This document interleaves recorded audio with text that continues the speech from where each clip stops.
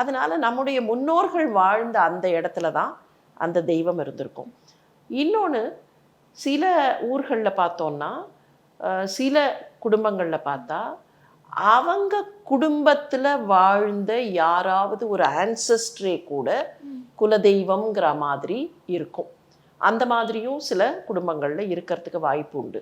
நீங்கள் பழைய காலத்தில் பூவாடா பானை அப்படின்னு ஒன்று சொல்லுவாங்க.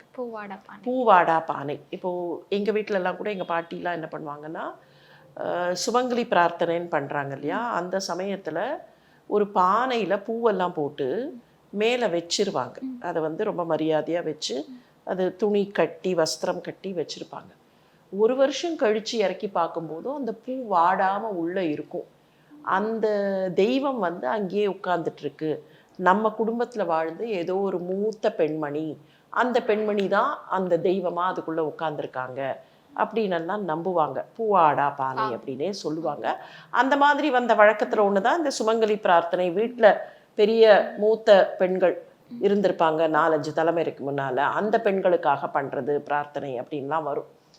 அப்போது அந்த குடும்பத்திலேயே வாழ்ந்த யாரோ ஒருத்தர், ஒரு 7 தலைமுறை முன்னால் 10 தலைமுறை முன்னால் அவங்க அந்த கிராமத்தில் பெரியவங்களாக இருந்திருந்தா அவங்களும் கூட சில நேரங்களில் இந்த மாதிரி ஒரு தெய்வமாகவே அங்கே அந்த கிராமத்து தேவதையாக கூட அவங்க வழிபடுவாங்க.